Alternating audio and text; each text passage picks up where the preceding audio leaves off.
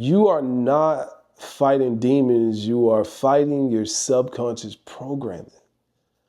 A lot of people think they're fighting demons or that they are against the devil, but you're probably fighting a program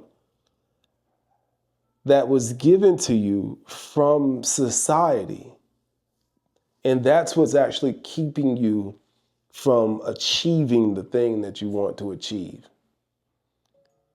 The moment you realize that you are probably your own worst enemy, you will also realize that you'll be your own hero as well. And it's really you fighting against your own programming. You don't know how your mind works. You don't understand that we're all programmed and that you're one new program away from a completely set of new results. That's what you really have to realize, is that you're one program away from a completely new life, from a completely different experience. And this should be exciting for you if you are someone that wants to own your reality.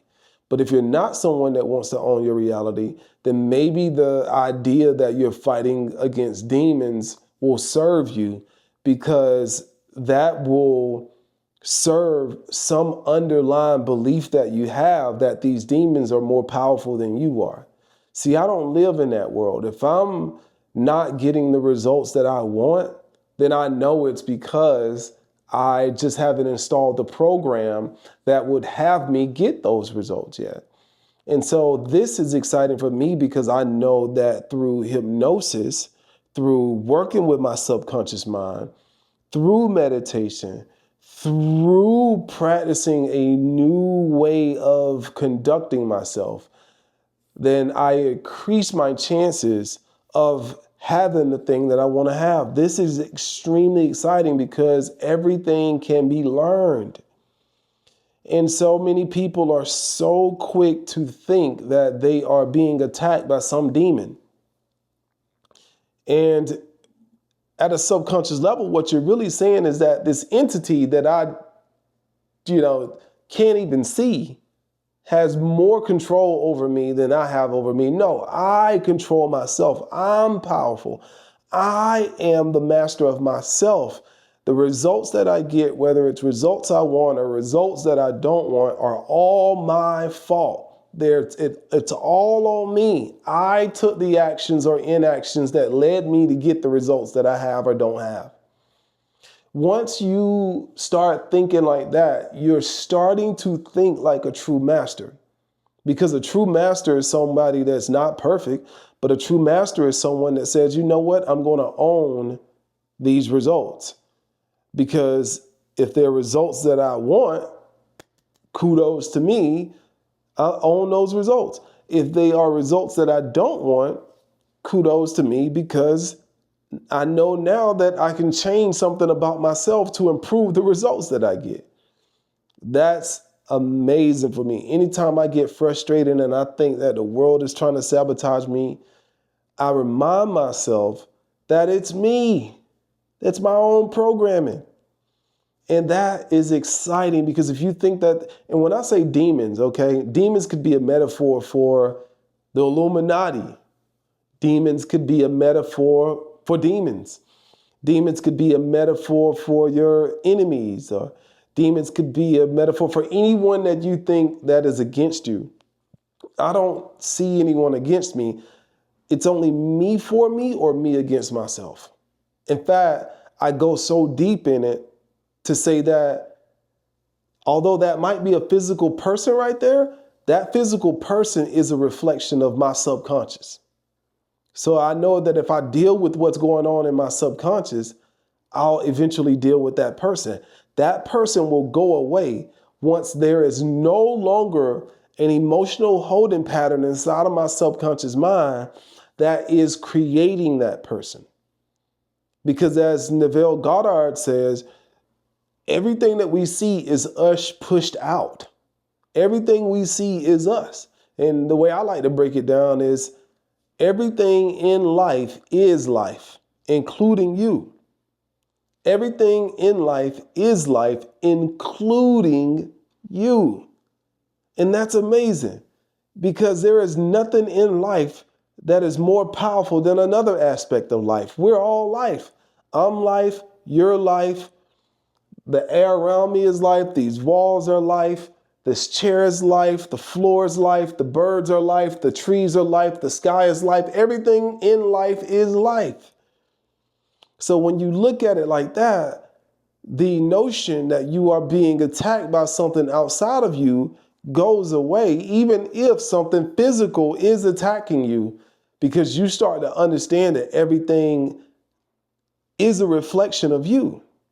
That's a very deep concept to entertain, and it's an even deeper one to accept as the foundation of your perspective.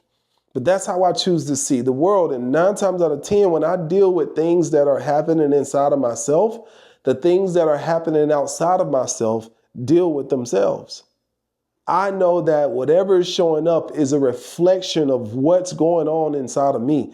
And whatever is going on in your reality, good or bad, for you or against you, is a reflection of what's going on inside of you. So you have to do the inner work. Somebody told me the other day, well, when I go through something, I pray. I say, well, tell me, how do you pray? And they said, well, I close my eyes and I talk to God. I said, you also closing your eyes and you're talking to yourself. They was like, what you talking about, Robbie? I said, just read between the lines. Don't matter what you call it. It's about the practice. When you close your eyes, whether you pray or whether you call it talking to God or whether you call it hypnotizing yourself or whether you calling it saying affirmations, you are closing your eyes and you are talking to your mind, to your own mind. And you might project it. You might project yourself or imagine yourself to be talking to something outside of you. But in reality, you're just talking to your mind. That's why prayers work, and that's why sometimes prayers don't work, because it's not about who or what you're talking to. It's about how you're talking to it. And for instance, I like to give my mind a command. Okay, I don't ask for anything. I command. I command my mind. I command life. I command my mind to overcome this obstacle. I command my mind to show me what it feels like to get this result. I command my mind to show me my next step. I command my mind. When I command my mind, then I get what I command. When you just beg, a lot of times you don't get it, because when you're begging, you're insinuating that you don't already have it. And if you are life and everything in life is life, when you beg for something, you are saying that the thing that you're begging for, you don't already have, which is another aspect of you, which is another aspect of life. So I command it. I command myself to transform into the version of myself that would have this result. I command myself to transform into the version of myself that would have this result. I command myself. I command my mind. Okay, it's called personal transformation, because personal transformation is your ability to personally transform. Who are you transforming into? In every single moment, you're transforming into a slightly different version of yourself, a slightly different version of life. What happens when you get conscious about who or what you're transforming into? If I'm complaining, I'm transforming into more of a complainer. If I'm praising, I'm transforming into more of a praiser. Whatever you're doing in the present moment, you're becoming better at it.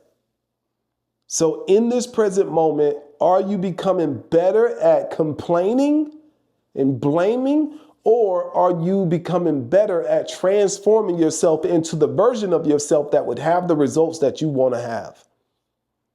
That's when you're thinking like a real master. That's when you are really starting to understand the power that you are. Not even the power that you harness, but the power that you are. You are life itself, having a life experience. You are the universe. What happens when you start thinking like that? There's too many people out here in the world living beneath their spiritual means. It's time for us to raise our spiritual means. It's time for us to elevate and match our full potential. We have lived on our knees far too long. And now it is time for us to step fully into our power. You're not going to offend God by stepping into your power. In fact, you offend the universe when you don't step into your power. The only people that are going to be upset with you for stepping into your power are those that want to proclaim that they are more powerful than you, that they are superior than you are, that they know something about God and life and the nature of reality that you don't know. Those are the only ones that are going to be bothered by you stepping into your power.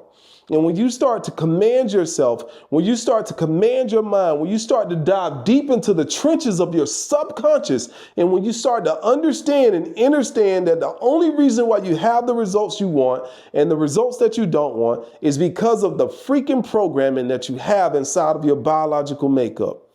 When you realize that, that's when you'll wake up. That's when you'll start realizing, maybe this crazy joker named Robbie Cornelius is on to something. Maybe I should join his Mind Master Society. If he's diving deep on this on YouTube and TikTok, I wonder what does he talk about inside of his program. You should go find that right below this video. But you are powerful. You are so freaking powerful. But as long as you are blaming something outside of you for the results that you don't want, then you will always live beneath your spiritual power. It's time for you to elevate.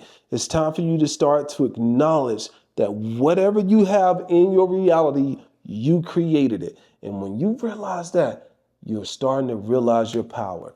Go ahead and subscribe to this YouTube channel and send this to somebody that deserves to hear it. It's Robbie Cornelius, always here to raise your spirit and always encouraging you to master your mind and spiritually align. Talk to you soon.